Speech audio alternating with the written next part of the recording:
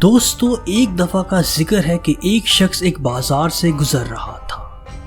بازار میں لوگوں کا ہجوم تھا اور لوگ اپنے اپنے دنیاوی کاموں میں مگن نظر آ رہے تھے۔ اس شخص نے دیکھا کہ بازار کے ایک کونے میں ایک درویش بیٹھا ہے اور آنے جانے والے لوگوں کو کچھ کہہ رہا ہے۔ لوگ اس کی بات نظر انداز کرتے ہوئے آگے بڑھتے جا رہے ہیں۔ اس شخص کے دل میں بھی تجسس پیدا ہوا کہ آخر وہ درویش ان لوگوں کو کیا کہہ رہا ہے۔ وہ شخص اس درویش کے پاس پہنچا اور پوچھا، تم ان لوگوں سے کیا کہہ رہے ہو اور یہ لوگ تمہاری بات کیوں نہیں سن رہے ہیں؟ درویش نے جواب دیا، میں ان لوگوں اور اللہ کی صلح کرانا چاہتا ہوں۔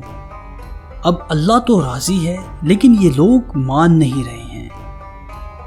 اس شخص نے حیرت سے درویش کی طرف دیکھا۔ اسے اس درویش کی بات سمجھ نہیں آئی تھی، چنانچہ اس نے سر جھٹکا اور آگے بڑھ گیا۔ کچھ دن بعد اس شخص کا گزر ایک قبرستان کے پاس سے ہوا۔ وہاں اس نے اسی درویش کو قبرستان کے پاس بیٹھے دیکھا۔ وہ شخص اس درویش کے پاس پہنچا اور پوچھا، اب تم یہاں کیا کر رہے ہو؟ اس دن بھی تم بازار میں بڑی عجیب باتیں کر رہے تھے۔ درویش نے اپنے ہاتھ کا اشارہ قبرستان کی طرف کیا اور بولا، میں ان لوگوں اور اللہ کی صلح کرانا چاہتا ہوں، مگر مسئلہ یہ ہے کہ اب یہ لوگ تو راضی ہیں لیکن اب اللہ راضی نہیں ہے۔ درویش کی یہ بات سن کر اس شخص کو ساری بات سمجھ میں آ گئی اور اس کے جسم میں ایک کپکپی پیدا ہو گئی۔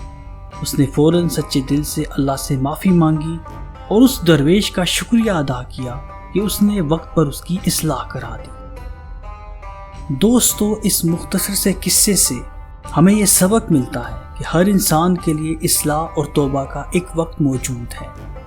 اب سمجھداری اسی میں ہے کہ صحیح وقت پر اپنی اصلاح کر لی جائے اور دنیا اور آخرت میں کامیابی حاصل کر لی جائے۔ سننے کے لیے بہت شکریہ۔ اللہ حافظ۔